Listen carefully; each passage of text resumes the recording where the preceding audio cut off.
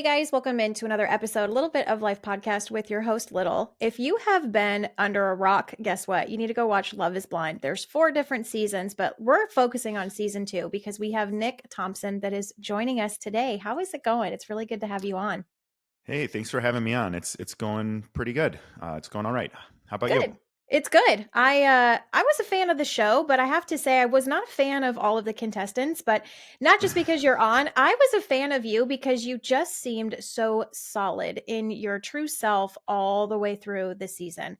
But we're diving in to talk about reality TV and what comes with that mental health. When you think about those two things, you may be surprised that they have to go together. It is extremely important. So, to start from the beginning, what made you sign up and go on Love is Blind? Take us back to that time. Yeah, so I've told this before, so I'll keep some of this maybe brief for some, but I was reached out to on LinkedIn in November of 2020 by someone asking me if I was single, and I initially was like, okay, wow, we're now sliding into DMs on LinkedIn too.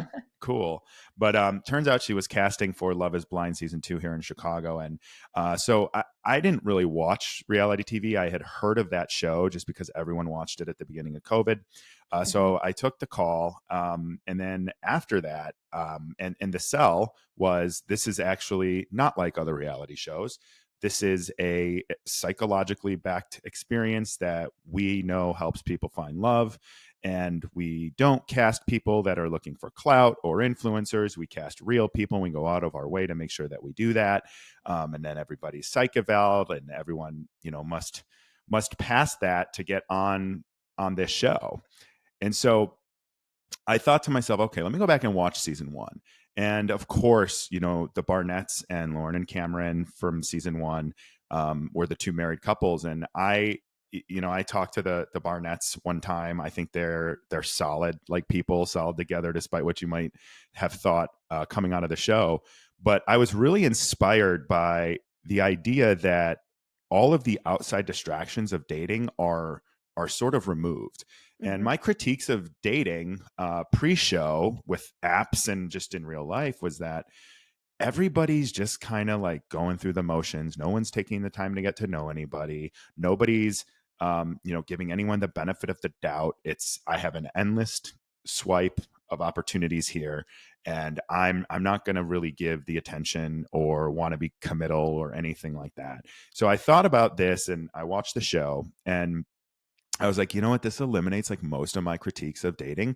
And, I can have a conversation with just about anybody. And the idea of having it behind a wall just seemed like you could probably be a little more direct and not play games because in theory, everyone's there for the right reasons. So that's kind of what made me go on. I always jokingly say I like kind of sleepwalked into it because it just kept here's another interview, here's the psych evaluation, and then you know my therapist that I've been working with for 4 years at the time also wanted to make sure that this was a good move for me. So she talked to the show psychologist that did my psych evaluation just to get some other clarifying answers on how authentic and genuine in the casting process, so that I didn't get I didn't set myself back at all doing something like this. Mhm. But yeah, then all of a sudden it was just like I got the call and they're like, "You've been cast," and I was like, "Okay." They're like, "Do you have questions?" I'm like, "No, is that weird? Like this, I wasn't expecting this. I'm boring. Like I have my, for the most part, I have a lot of my stuff together. And as you said, I appreciate you saying this. Like I know who I am, and it was very Mhm. clear that you're not going to be able to just manipulate me into saying and doing things that are out of my character. And so I do feel like the one badge of honor that I have out of this is that I've never stepped foot outside of who I am. I'm the same person I was before, during, and after, aside from some lovely new mental health challenges that came out of it. But How was it in the pods? I know for those that have watched the show, and if you follow his Instagram, and if you don't, you definitely need to now, because you're missing out. You really talk about how you were treated within the show and within the pods, which watching it, we never would have even imagined that that's what you go through. We only get little clips. And as we say, reality TV is based on a story. And when you think about what a story is, somebody has to write the story. So I think the main question is as you presenting yourself for who you truly are you able to write that story, or do you think it's already pre-written in how you're treated when, you're in production? I think it's a little bit of both. I'm now, having gone through this, under the impression that they have certain types of folks that they want to cast on both sides, men and women, and they cast a few people that can fill that role, and then whoever ends up filling it is the one that stays on the show, and whoever doesn't, those are the ones that go home. But Mm, that being said, you do have some sense of, especially in the pods for us, we didn't use very many of the prompts because you would get some conversation prompts. We didn't use many of them. It was very authentic conversation. It was very like instant from the minute that we started talking. There was a connection. I was ready to go home after probably 11 or 12 of the 15 before Danielle. I was thinking to myself, not that there's anything wrong with anyone, but like I just wasn't clicking with anyone. mhm, But after that, like we kind of just had our own conversations, did our own thing, and had some fun along the way. But once you get out of there, like you're really put in, and even for some people in the pods, they're put in specific situations that you may or may not be in real life. And I think that's where it creates this like pressure cooker environment, where it's like you're on a date on a Monday and you're maybe like, not that's not something you would do on a Monday, and you're decompressing from the weekend, and it's just that type of stuff where you're just off your schedule. mhm, You're doing things that they're telling you to do at places they're telling you to go, having conversations they're telling you to have. And that's where it kind of gets a little, I don't want to say off the rails, but I think for some it goes off the rails. But that's kind of where you get to the what's real and what's not. Like they mhm. predetermine some of the scenes. When we talk about the show Love is Blind, it's just amazing to me when, like you said, it takes kind of that pressure off of the dating, of the swiping, of this person has the color hair but not the height, or not the job. I mean, it literally just makes you sell your soul from behind a wall and really get to not only know the person that you're trying to possibly connect with, but it allows you to get to kind of know yourself. And I think it's very interesting, especially watching your season back. I highly suggest, if you've watched the season, go watch it back. You're going to learn a lot about kind of the dynamic. You really stand up for yourself a lot, which I really admire, because I feel like with reality TV, they want you to follow a script. And there's many times you can sense your frustration. You can feel that frustration of this is me. And you really see that you're trying to pull yourself out of the scenario you were placed in and put yourself back into real life, probably while there's a camera like right in your Hmm. face, which has to be hard. Yeah, it's very difficult. And I think to myself, there's a few times that stand out. One of them was I have student loans. Danielle did not have student loans. They wanted us to talk about that. I'm like, I have them. I don't care that I have them. And she's like, I don't have them. I don't care that he has them. Everyone has them. And they kept trying to make us talk about it.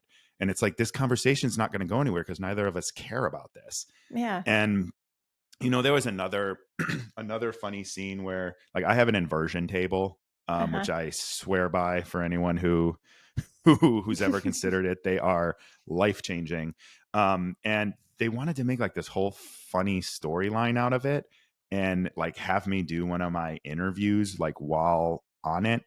And I'm just like, I would never do that. And also like I have like a career. Like you're not going to make me come off like some weird creep Yeah. with what they were trying to do. So like I push back and say no on that stuff. And you're to your point of like, no, I'm going to pull this back to my reality. Like I always say, until I came back to my reality, like it hasn't been the same. I hadn't been the same. I was around people that I probably wouldn't, have associated myself with, in real life. Again, not that there's anything wrong. We just have different things that we like to do, different values, all that kind of stuff. Mhm. So I do think there's that sense of like trying to ground yourself in reality Mhm. while this is going on so you don't get swept up in saying or doing something that you maybe wouldn't normally say or do. Mhm. On the show, you came across as very, the only way I can express is very adult-like. With the show, they come across as playful and we're here for fun. I mean, it's interesting because so many of us watch and we're like, What happens to your career, your job, your apartment, your friends, your family, your dog? What happens to actual real life when you're going through this experiment, so to speak? And then you come out and you're like, oh, I've arrived back. Like, how do you kind of fit in, especially with mental health, fitting into your life when you come out of such a drastic experience that so many of us, we will never get to experience, nor I don't think some of us would want to experience? Mm-mm. So you're in the pods and then in Mexico for 3 weeks. You don't have any phone. You don't have any connection to the outside world. I remember literally thinking to myself, I'm like, World War III could start and we wouldn't know, and they would just keep filming and not tell us. Mm-hmm. And that that to me is like part of what makes it work, but also part of what's scary. And I was leading the entire marketing department at my software company at the time. Even the day before leaving, I mean, my time was approved for 3 weeks. It was a Swedish company. They didn't really think anything of it. I don't know how people would do that with an American company. Mm-hmm. But I was leading a marketing team of 16 people by myself because we had some job openings. And I remember thinking the day before, I'm like, I can't leave. There's no way that they're going to be able to like function for 3 weeks without a leader. Mm-hmm. And no one else in the company had the marketing expertise at the time that I did. So I was very nervous and giving up my phone and my access to email, my access to my team. And I put a lot of effort into my career. Like my career was my identity for a long time. And um, giving them like my producer's phone number, but not being able to tell them what I'm doing. And, I came up with this I'm going on a retreat thing and told everyone that's what I was doing except my closest friends and sisters. And then you come back and you're in a new apartment that's, from the show, and you're all of a sudden work is like, wait, what's that? Oh, and then it's like, oh yeah, I have a girlfriend now. It's like, what? Like Yeah. all of this stuff going on. And then, you tell your family and stuff, but you can't openly broadcast it. You Mm-hmm. have to be hesitant on what you put on social media. Like you could do stories and stuff like that because they expire, and the world's a big place and nobody knows outside of your circle. No matter how big you think your circle is, it's very small. Mm-hmm. And so you just kind of like come back, and then you just get dropped back into reality the day after the wedding. And you're just like, okay, well, now what? Hmm. Do you feel that it kind of almost made you bond a little bit with people from the cast because they went through the process with you and they were kind of understanding of your feelings? Because I feel like so many of you on your season, you guys were so opposite. Like the males were opposite, the females were opposite. So I can't imagine kind of being thrown into this pool of different personalities and you being career driven of how do I get along with these people, but yet they still understand what I'm going through, even when like my Yeah. family and friends might not get it.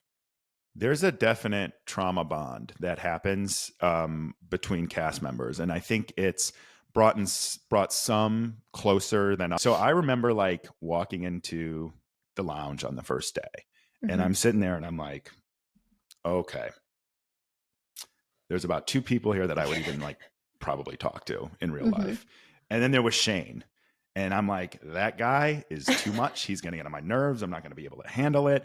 And then he became one of my best friends out of the show. So it's Mm-hmm. kind of ironic in that way, because when you actually get to know people as opposed to like that initial judgment, that's really when you can like form. So with the show, it's interesting to watch when you leave this beautiful vacation, which I mean, it's in reality, when we're on vacation, we kind of shut off and we shut kind of our fears and everything that's going on within our heads. Then you come home and you're forced into an apartment living with someone that you know, but kind of not really on the normal Yeah. spectrum of dating. That apartment looked so confining and just something where I mean, the vibe I got was you're really thrown into something and you are stuck. Like you are absolutely stuck. So, with the process of being on reality TV, then you get married, and then after the wedding, what was your family's perspective of the experiment, so to speak, that you were doing? Were they supportive, or they're like, "You have lost your mind"?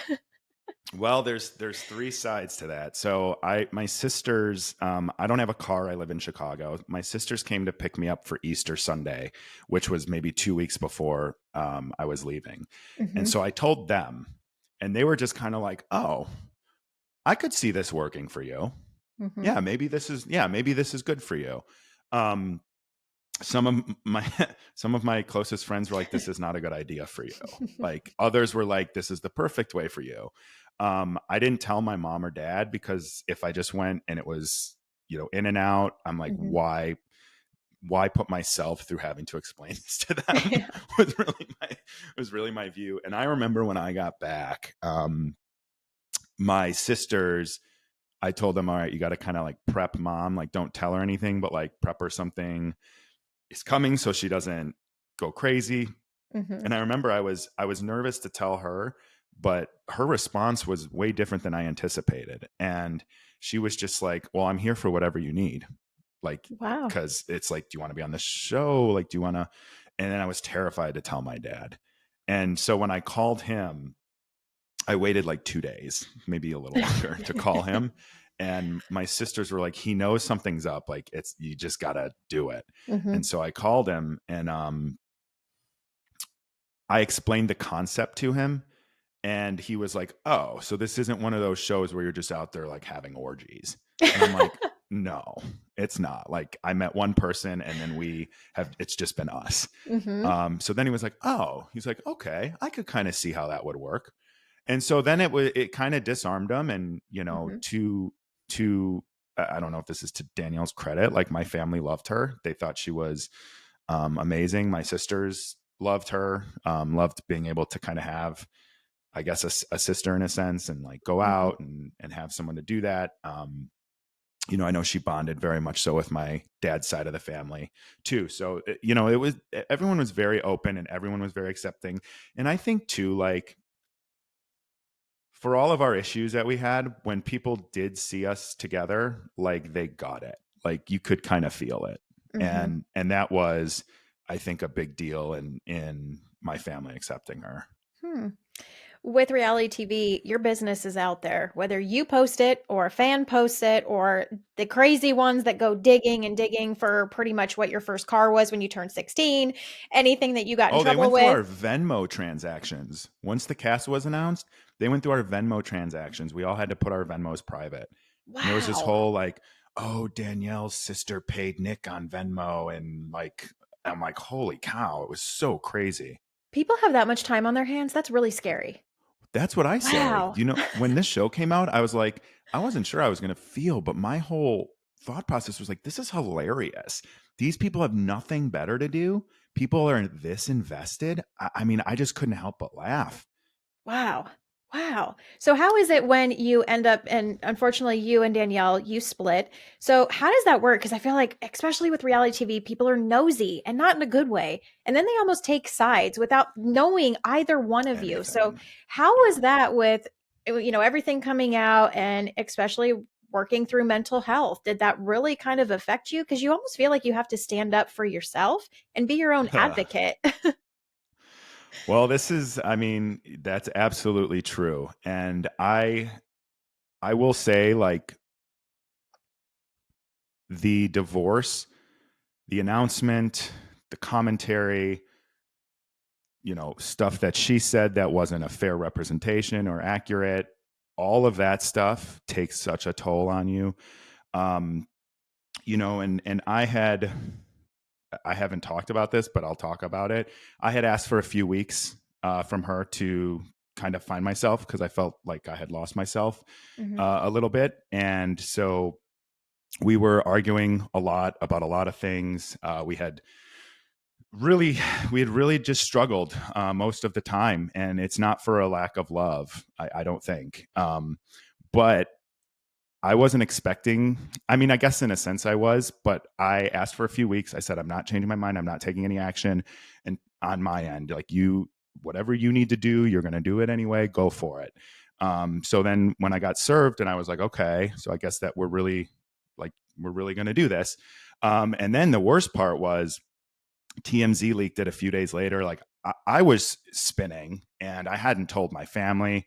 I told my best friend, but that was about it. And, some of them knew we were having issues, but they didn't know about the divorce. And then it leaked on TMZ. I remember I woke up, I've got texts from my mom, I've got texts from friends, I got calls, I've got, the media being like, do you have a comment on this? Like all of that stuff. And it was just brutal. And you didn't even get to like, I'm still processing it. Like Mhm. you don't even get to process it. It's happening so fast. People are passing judgment. I had a friend the next week in town from England that I hadn't seen in 5 years. Um, and she and a couple of my friends went out to brunch, and there was this entire Reddit thread that, oh, this is what happened, Nick must have cheated.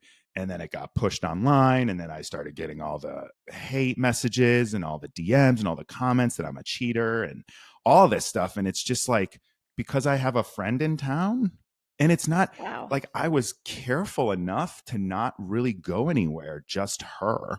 So Mhm. it was always in a group, and people still think that they know, and they have no idea. And people think that they know what the marriage was like or how this all went down, and they have no idea.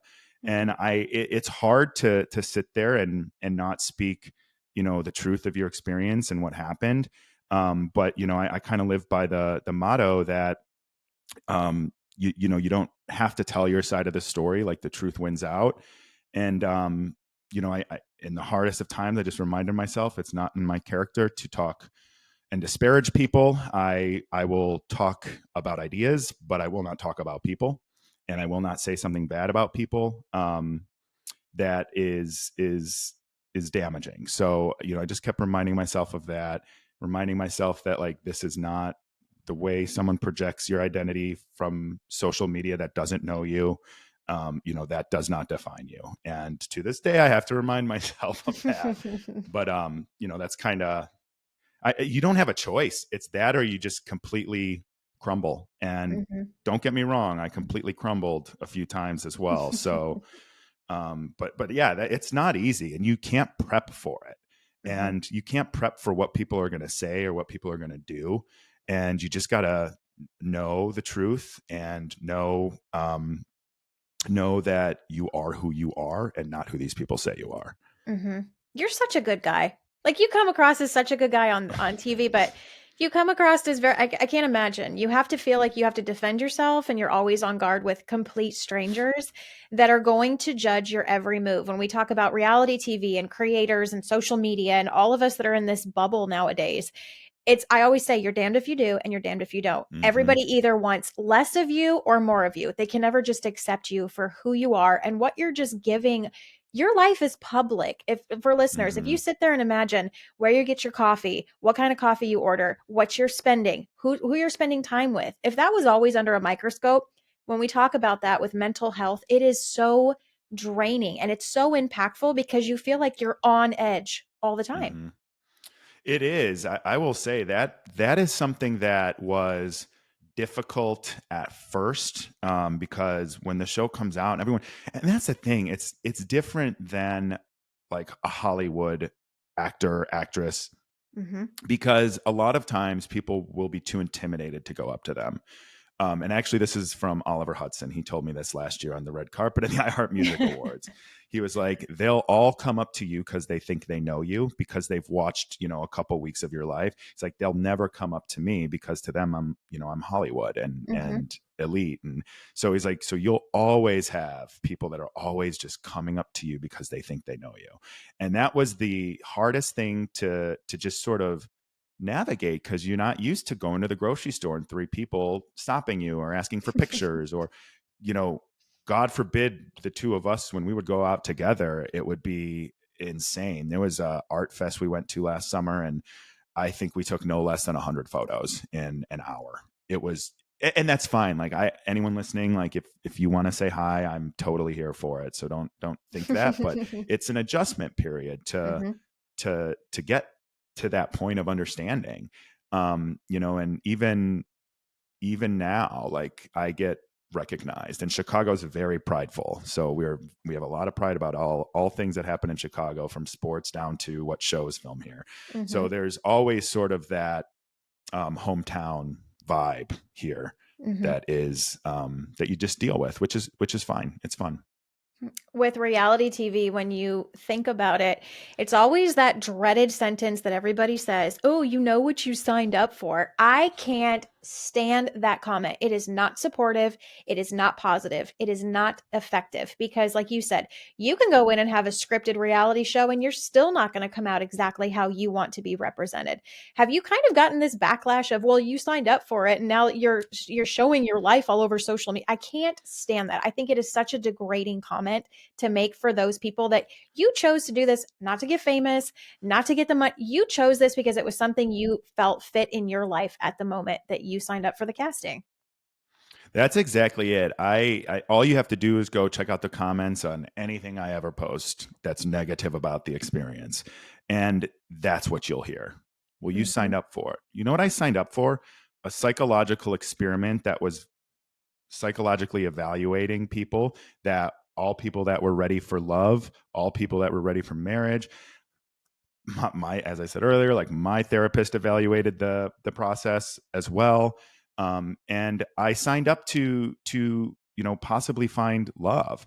I didn't. I don't. I would find it hard pressed because people are now saying I started a not for profit to get famous, which is like I'm kind of I have a hard time not being too snarky there, where it's like, hey, I'm already famous and nobody gets more famous or rich from a not for profit. Mm-hmm. So yeah, which by the way, like it's all volunteer, my own money, Mm-hmm. Jeremy's own money, all volunteer.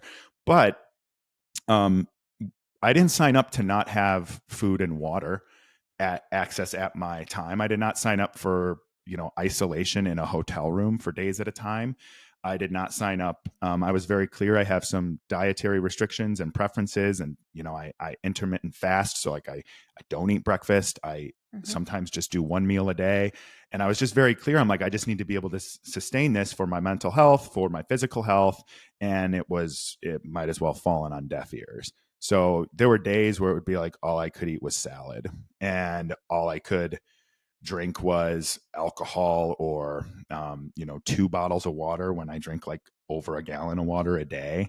And it's just not what you sign up for. And then the idea that there's a price, that's the price you pay for the fame of a reality star.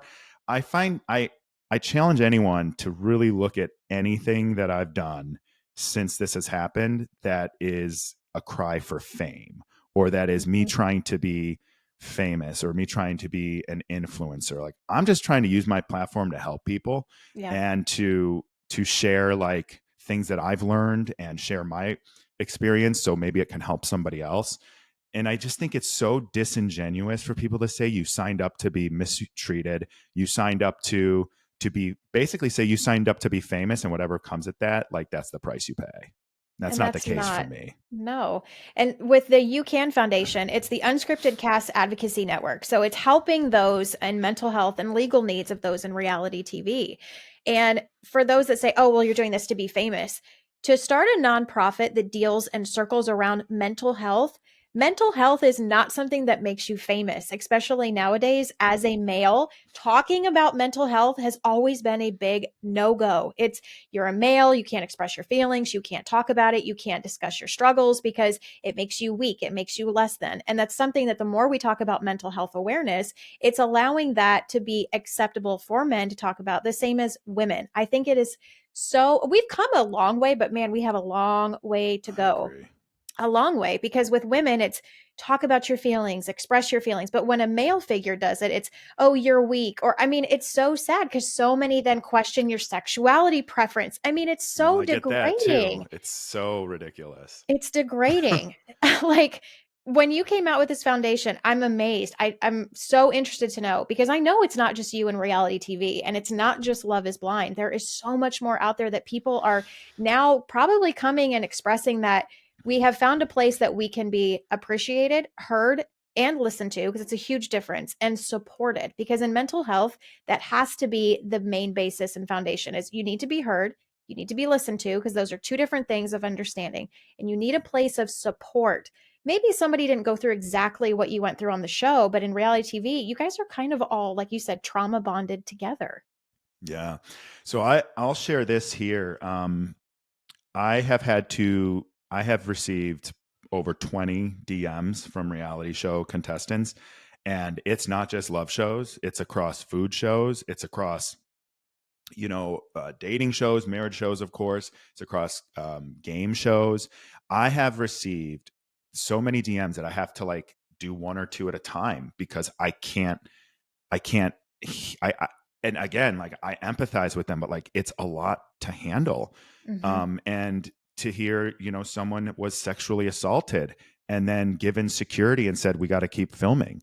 Or to hear that someone was on their fifth food show network or food, I don't know if it was Food Network, food show, and started experiencing panic attacks. And it's been a year and she's still having panic attacks and still needs excessive therapy because of what it did to her. Or hearing from some of former Love Is Blind cast too, and hearing from them, and going down to Atlanta where season one filmed, and met some of the people that even were there for just a few days and had someone had their first panic attack and still has panic attacks, never had it before. I went and met some people that are currently filming in North Carolina, and just hearing the stuff that goes on, it's like inhumane. Like we Mhm. have come so far in labor practices and we have a long way to go, but like we can't be forcing people to be filming a reality show 20 hours a day while having a panic attack, now developing specific mental health challenges. Like I had my first panic attack last fall. I've never had a panic attack. And I I just remember like I couldn't breathe. I like didn't know what to do. And, I've developed like a gag reflex now when I think about certain things related to the show. That's another thing I've never had before. I didn't know that was a symptom of anxiety, but it is. And knowing that there's so much suffering out there, way more than I probably even can comprehend and imagine. Mhm. It's just so awful to me, and I can't sit back and just say, okay, I accept that this happened and I accept this continues to happen. That's not who I am. And I used to say when I was younger, somebody should say something when I see something wrong. And there was a point in life where I'm like, well, you know what, I'm going to be the person that says something. And that's why we started the UCan Foundation. It seems like they do a lot of prep work from what you've talked about on this episode of, kind of seeing where you mentally are and evaluating you before when you're in the casting and kind of in that opening scene of the episodes. Did they carry that through the recording and all the way through the process? Or was it kind of like, okay, yeah, you fit the mold, you're off and running. And then once the show's over, like, did you kind of have to find that fit? Because you said you went to therapy beforehand. So do they help guide you in mental health during that process? Or is it kind of like one and done? You're good to go. So they tell you, and it's in our contract, and this is where again people speak. They have no idea what they're talking about. They can't do the tiniest bit of research before they start running their mouth about something they know nothing about. But Mm-hmm. in our contract, it states that there is therapy support. I believe it's up to $5,000 post show. They told me and my therapist that there's mental health professionals on set, which anyone who watched season two and saw what happened in Mexico with Danielle and I, they separated us with some stupid COVID protocol that made no sense. She had an anxiety attack. They forced us to film. They sent me in there to talk to her. I did not know she had a panic attack. Nobody told me. All they said was, she's not mic'd, so stay close to her, and sent me in there. And then as soon as I realized what was going on and that she wasn't okay and she wasn't the person that I had known thus far, I took off my microphone. I said, we're done filming. I threw it out at the producers and said, we're leaving. And they talked us out of it. And there's also, a $50,000 fee in damages if you leave early. So people who are just like, oh, you just should have left. Well, you've got that in your head. You got all hands on deck coming in from the producers there. And then to me, if ever there was an opportunity for that mental health professional or psychologist to show themselves, wouldn't it be when someone has a panic attack? Mm-hmm. And then post show, I reached out to multiple people. I tried getting help for us. We couldn't, when we finally realized like we have to get into counseling, quick, we couldn't find one. We ended up using, um, We ended up trying one that she had used in her past. Then we tried a recommendation from my therapist, and then we finally were able to find one, but we couldn't get any support to even find one. And it's not that easy post COVID because so many people, thankfully, are in therapy. Mm-hmm. But that means that there's not enough therapists to help, and so everybody was full. We couldn't find help, and there wasn't any support that came from anyone on the production side, despite them saying that they provide that. Wow. It sounds like they basically sent you in to be her therapist when in all reality, you both needed a therapist in that moment at that time. One, so you knew how to effectively assist her, but also keep yourself as sane and as mentally safe as possible in that moment. And she needed somebody. So yeah, where was that Well, therapy that was here's supposed to show up? that's the amazing thing, and the thing is I didn't want to go to that party without her. Like, I would have rather stayed there with her. And we had, the day before there was a COVID outbreak, so we didn't film, and she and I just spent the whole day together, and it was like the best day. Like, I don't even know if we would have made it as far as we did without that day, because it was so good for us. And then in that moment, when I said I will go, but like, it's going to give Danielle anxiety, obviously. Like, can you please bring our favorite producer, who was an associate producer that we both really liked and was very calming and very real? And I'm like, can you just make sure she's like available outside the door for Danielle if she needs someone to talk to, so she's not just sitting here in her head Mm-hmm. while she's, naturally going to have FOMO, missing out on the couple's reveal party and wondering what is this going to look like? How are they going to edit this? And then when I came back, they didn't even like, again, they didn't tell me she had a panic attack. They said, go talk about what happened at the couples party. And I had no idea.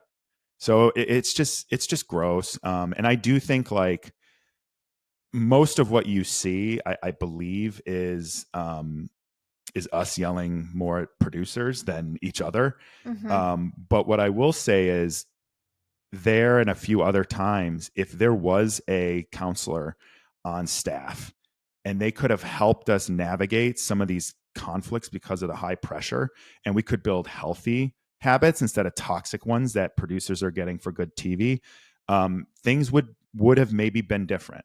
Mm-hmm. And maybe we would have come out of there with some healthy ways to communicate and some healthy ways to navigate conflict, instead of what you saw, because producers were trying to get drama. And then another last bit, so we each had a personal producer coming into the show.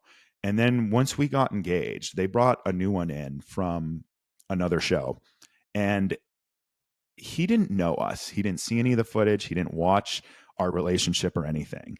And I feel like that was incredibly damaging to our relationship, because we were being thrusted into conversations and situations and scenes, for lack of a better word, that were just not our relationship. Mm-hmm. And that was something at the time that we were kind of like, this is weird, but okay, whatever, maybe this is just how it works.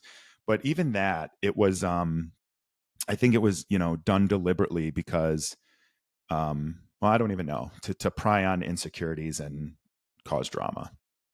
You can sense a shift. I would say it was probably maybe 3 or 4 episodes till the end. You can sense, like, the shift where you guys are working together, but like you said, you're almost projecting to that outside of, "This is how we are, we're trying to work together," and it's almost like you're struggling. It's 5 steps forward, 10 steps back, 5 steps, Mm-hmm. because you're finding that balance, and I love what you talked about. Getting therapy is really hard. There's probably a lot of listeners, that are in regular, normal society and then also reality TV. You have to find somebody, one, that you're comfortable with, you feel safe with talking with. It's not always the first person, the second person, the Mm-hmm. fifth person. And then dealing with insurance nowadays is so difficult because you're always feeling, again, 5 steps forward, 10 steps back. Getting to that part where you're ready to get therapy, talk about your mental health, that is a massive, massive step. But then going further, like with you in reality TV, everything about your life, everyone feels that they deserve to know everything about you. You signed up for this. The rest of your life from here on out, we want to know what you're eating, where you're at, who you're dating. I can't even begin to Mm-hmm. imagine the future, because when you and Me Danielle got the neither. divorce, it's always going to be that under the microscope. So, knowing what you know now, would you sign up again if somebody asked you, knowing kind of the scenario that puts you into this mental health stage, Was it worth it? And was it something that you would highly suggest somebody to do now? So there's multi layers to that. I don't want to discount my marriage, but Mhm. looking back and thinking about this mental state I was in before, versus everything that's happened since, and having this, um, I've always suffered from depression, and I remember at 5 or 6 years old was the first times I started having these feelings of kind of hopelessness, and is it ever going to get better? And it took me a long time to even understand what that was. I just thought there was something wrong with me. And I was wired different. Like I would just make excuses. And as I understood, in high school, I started to learn more about mental health and anxiety and depression. And then I was just like, okay, so I have this. I tried, medications and stuff, and some of them worked better than others.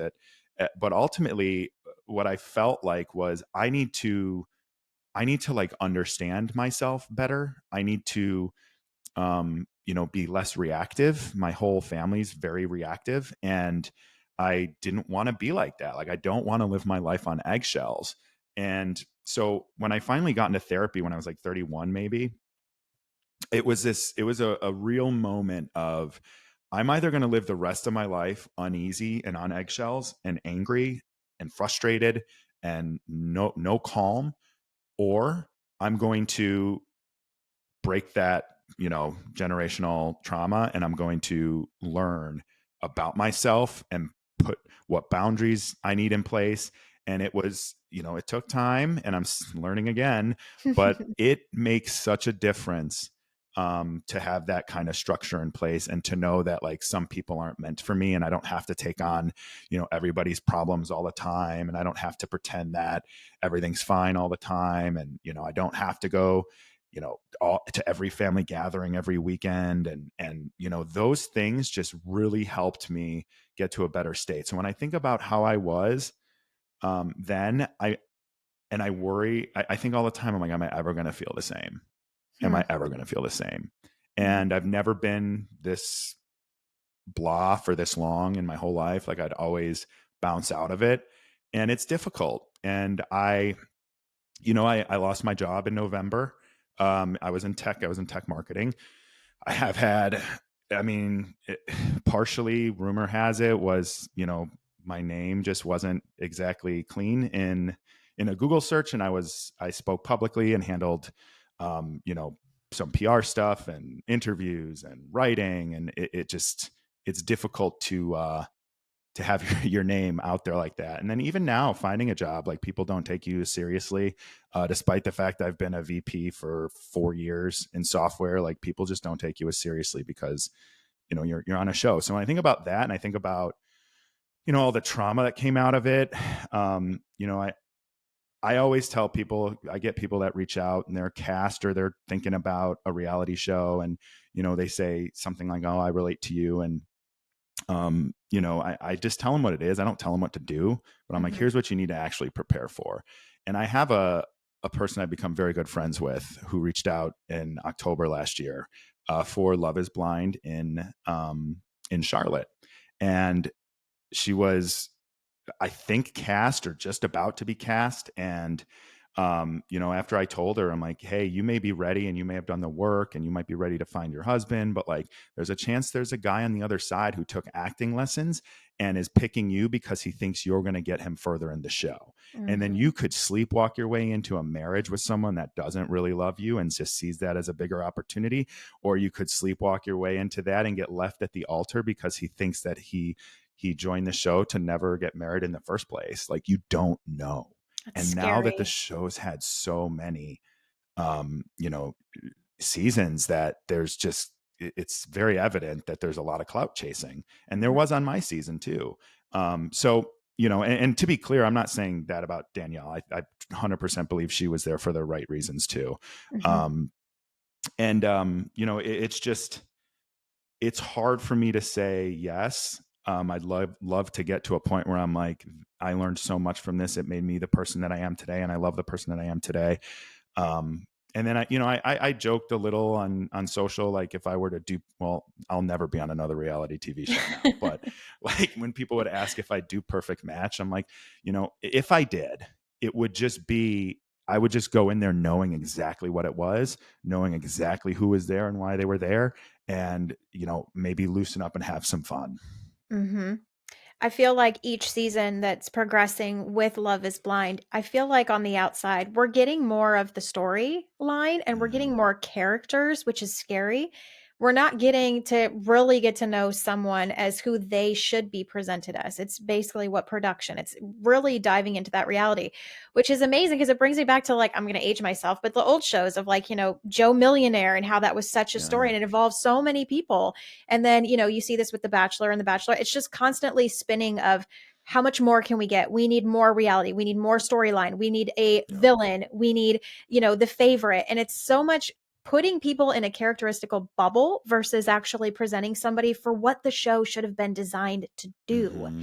And that's scary. I mean, I live now outside of Dallas, Fort Worth. Seeing season 3 in Dallas was a complete shift from even your season of season 2, and seeing the characters that they pulled out. It's scary when you see how that's comparing with mental health. So Mm-hmm. with you coming out with the UCan Foundation, you're very public, and I love that. You're allowing us to be part of this foundation.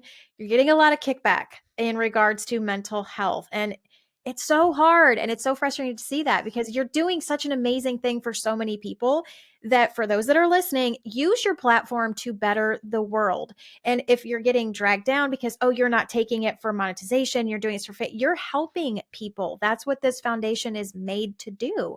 Because production and, the character building dropped the ball. You wouldn't have to do this foundation if they actually provided what was necessary to begin I with. don't want to do this. I'm doing this out of necessity. Like I had a moment last year where I was like, I'm December 22nd. I remember it like it was yesterday. I was like, I'm going back to normal life. I don't want, uh, maybe I'm going to leave. Maybe I'm going to get out of a big city and maybe I'll leave the country. I just don't want to do this anymore. Like it is too hard. Mhm. I just I just couldn't imagine myself doing this, and like these aren't my people, and this isn't my life. Like I care about too many things to like be an influencer, be a reality TV personality, and I just can't take anymore. Like I just Mhm. can't take any more of it. And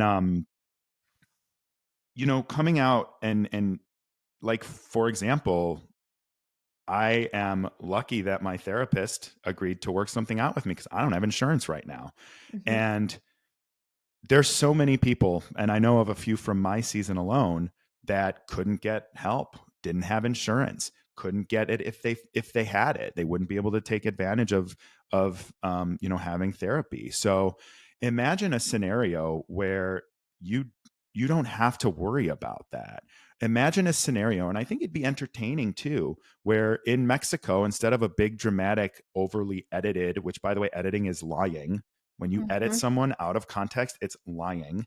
Mhm. And, instead of us being in that moment and starting to build these unhealthy ways of communicating because we were stuck in a situation where we had no idea what was going on with one another, imagine if a counselor stepped in there and helped us navigate that on screen too. Yeah. Like that would be incredibly helpful for people.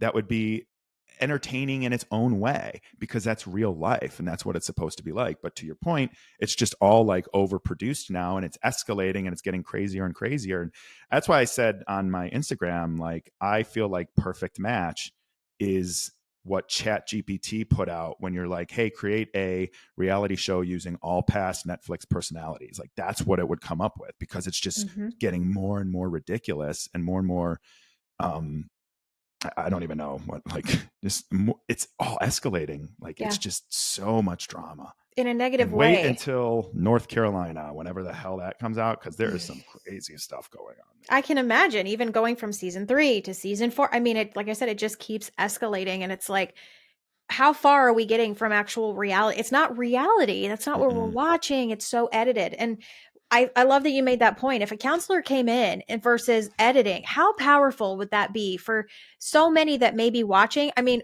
when we watch these types of show, it's basically a checkout. And it's a way for us to remove ourselves from our reality and kind of dive into someone else's. So that would be such a powerful shift. And it would be so purposeful to have somebody come in and do a workshop almost of, this is a couples meeting. This is a couples kind of workshop for you to realize the areas that you need to be fixed, the areas that can help, and then really working on mental health separately and then working at it as a power couple. That would be so Mm-hmm. powerful. And like we've discussed, I wonder how many relationships would actually function and be healthy versus starting off toxic based on, a 45-minute episode that's going to get more views. That's what it comes down to.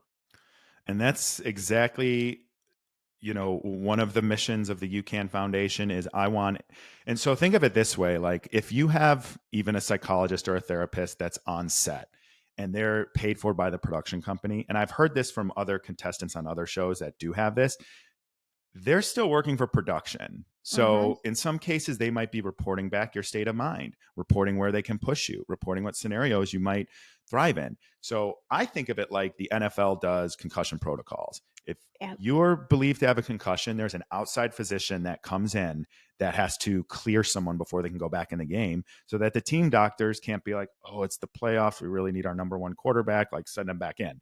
So that's how I view my goal here is to have every single reality TV contestant, even if it's funded by the production companies, it's an independent through a tax of some sort. It's an independent contractor, mental health professional that is on set working with each reality cast member or couple pre-show to help them prepare, during the show to help them navigate, and then after the show to help them readjust and reassimilate into their real life, because they just drop you back in the day after our wedding and we were just like, we don't know what to do. Yeah. So we made plans to go to dinner, but like it we had already built some toxic habits in our relationship that Mm-hmm. would just continue on and on. And again, would things be different? I don't know. But if we had that help early on, given the pressure cooker, given how quick you're making, life altering decisions every single day, like it could have just made a big difference. Mm-hmm. I think with reality TV becoming more and more ever popular, even in the last 3 years, I think it really took an onset and got fueled by COVID because so many of us lost that connection, that interpersonal Mm-hmm. connection. And now, even with therapy, it's really hard. We're having to do that via telehealth because so many therapists have now gone to that route. And it's something where with mental health, you're only able to get the help for what you're expressing and what you're able to really dive into and work with. For those that are listening, maybe you're going through therapy, but you're not being 100% honest because you're not having that, interconnection with somebody face to face. You're doing it through telehealth, you're doing it through a screen.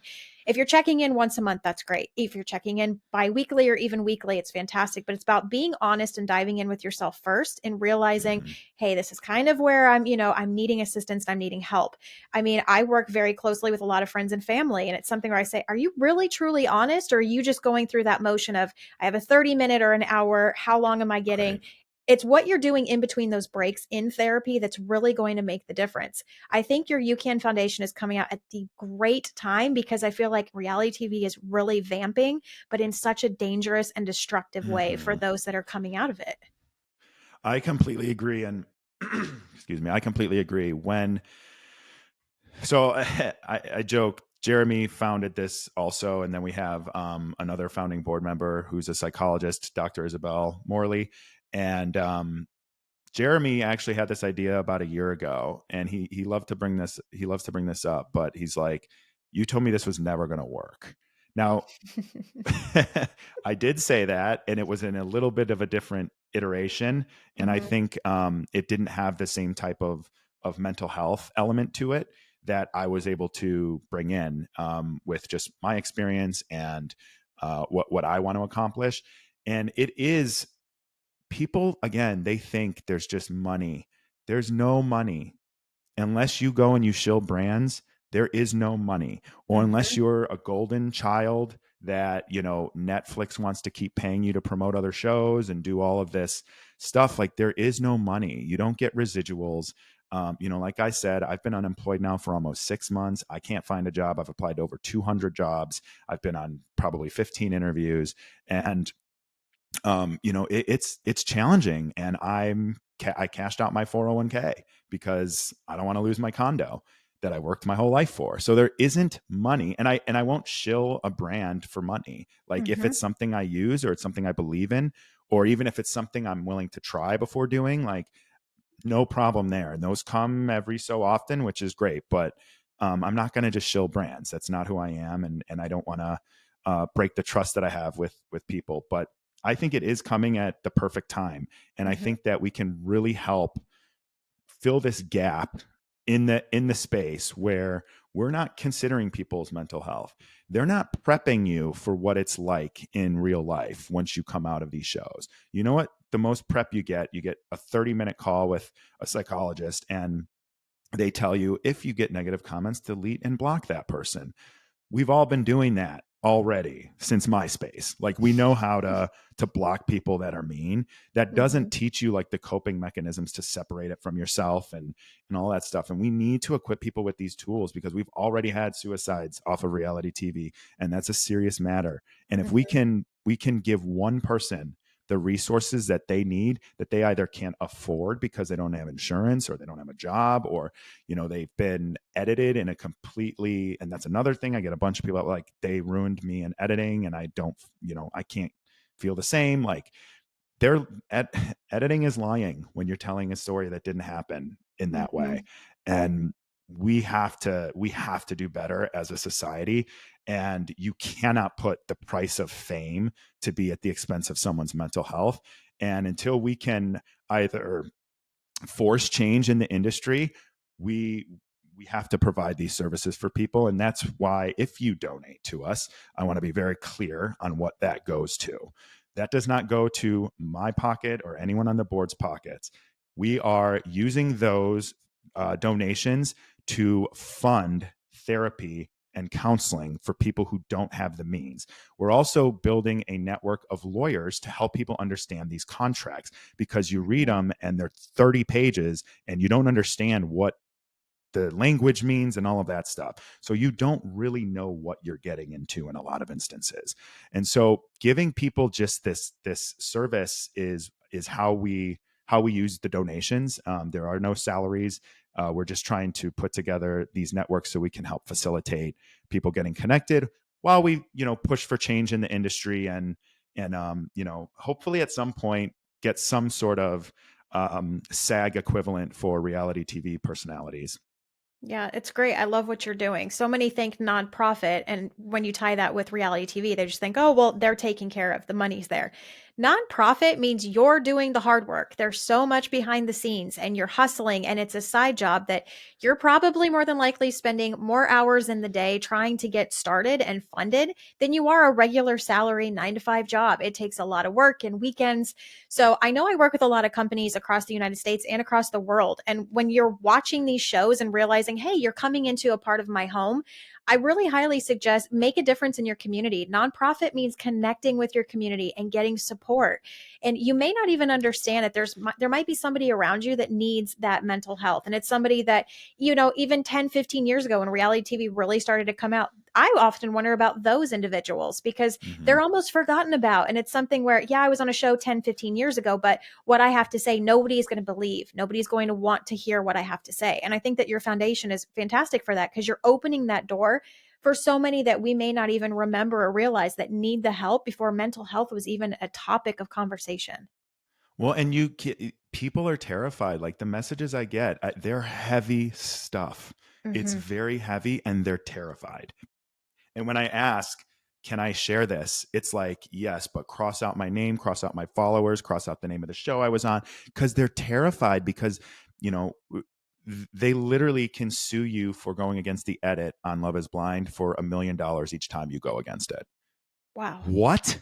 Wow. After they, but you signed up for it. Oh, yeah. There's the key. You signed up Yeah. for it. This is what You you signed asked up to for. be lied about through an edit.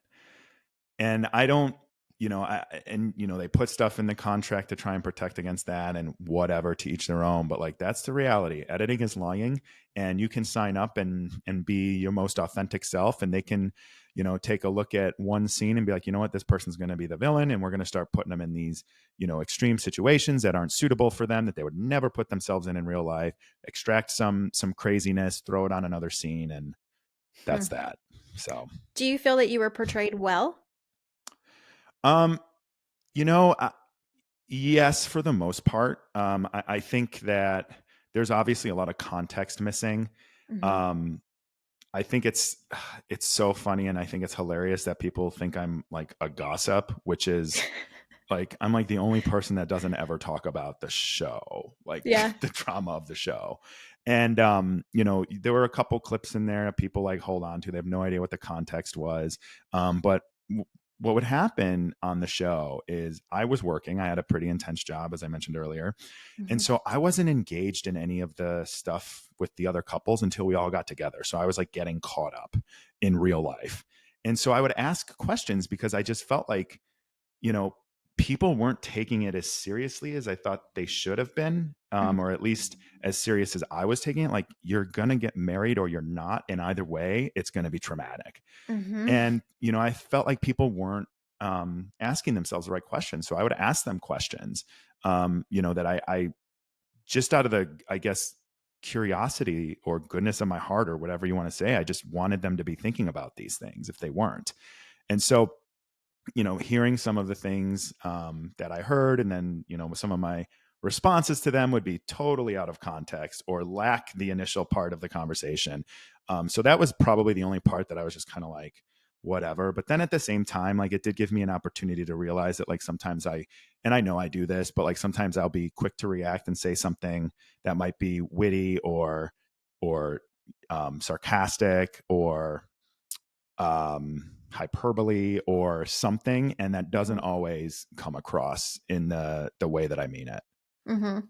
I can see that. I think a lot of us, it's sad, but common sense is not so common anymore. So when you're Hmm. sarcastic and you're just kind of yourself, it can be, I mean, everybody gets their feelings hurt in such a drastic, Right. switch of a flip. So I think it was great how you came across. Because for so many of us that I would say have the common sense that's still alive and running, we saw you as very much personable, and you almost seem to be protective of your space when you see yourself and Danielle as well. When you guys were together in social situations and with the group, you're a part of it, but you could still sense that you had that boundary. You still had that wall that was there of, this is not my reality. I'm here and I'm in this experience, but Hmm. this is not real life. Like, I'm working through this in this moment and I'm working with her and we're a team. But when the camera shut off, like, I still have a long way to go when this is over. I think you were really Yeah. proactive in knowing what was kind of coming up. And then I think with, mixed with mental health, now you're understanding that we have a long way to go in regards to Yeah. fixing mental health, which I think the UCAN Foundation is fantastic. It's coming out at the right time. It's necessary. Thank you. It's necessary. And I just want to tell everyone, like, I I'm doing this because I feel for people. I'm empathetic. I'm an empath. And I know what my experience was, and I know how I feel. And I know that I was very strong mentally going in, and it still took me back to dark places. And I never thought that this would be what I do with my life.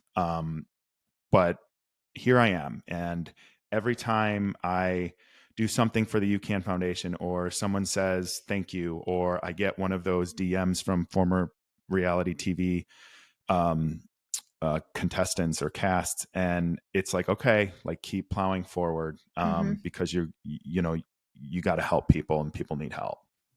Well, I appreciate you coming on today, being vulnerable with us. I know it's hard because with mental health, when you talk about a situation or a scenario, it takes you back to that moment, which is also a Hmm. progression, but it also can kind of take you back. So I appreciate you coming on and talking with us. And I will put all the information in the description in the bio. If you feel the need, which I think we all feel that need, that we need to help somewhere and make a difference where it counts. Now, especially with the cost, you can go get a cup of coffee for $10 a day. When you add that up, that's $50 in a week. You can give therapy, mental health to those that really need it. When we think reality TV, they don't have insurance. Once the show is done, they're off on their own. They're put back out into the world and they are a free for all. So if you really want to donate and put your money where it counts, I will put all the information for UCAN Foundation in the bio in the description. Make a difference, because especially with reality TV, when you come out, like you said, we're losing lives. How much is it going to cost in regards to a week of a donation versus actually saving somebody's life that may need that little extra boost and they need the help that's available now? I completely appreciate that, and 100% agree. And I also want to say too, like, I know the economy is rough right now. We have inflation. We have people starving in our streets. We have people not knowing where their next meal is. Asking for donations is hard, and if you can't do it, I don't want you to try. But what you can do is you can share this message. You can share the foundation. You can help us spread the word that these people in reality TV are exploited and left for nothing once once the production companies extracted all they can out of them from a financial perspective. These shows make millions, if not billions, of dollars, and then you have people that just need support to just get through their everyday life. So share it if you can. Share it if you are a mental health professional or you are an attorney and you would like to get involved. Visit the website. We have over 200. We actually have stopped accepting actually mental health for the moment because we have over 200 that we're trying to like process and get into our system, so that we can start helping people with Mhm. them. So I appreciate anybody and any way that you can help, even if it's just sharing a post on social media to bring up awareness. Because there's, you know, I'm going against big reality TV here, and it's terrifying. It's terrifying for me. It's terrifying for other people. And the more comfortable and normal we make this conversation, the more people that are going to be able to stand up, and that's when we'll actually be able to get some change. I agree. It's always the small squeaky wheels that make that difference. So keep making the noise. I Yeah. know you're up against a lot, and we're not going to name names, but we're up against a lot here. So I am so grateful that you're on. I feel so honored, and I cannot wait to see the foundation and how you guys progress and save so many people that really truly need it. Thank you so much. I appreciate it. Thanks for having me on.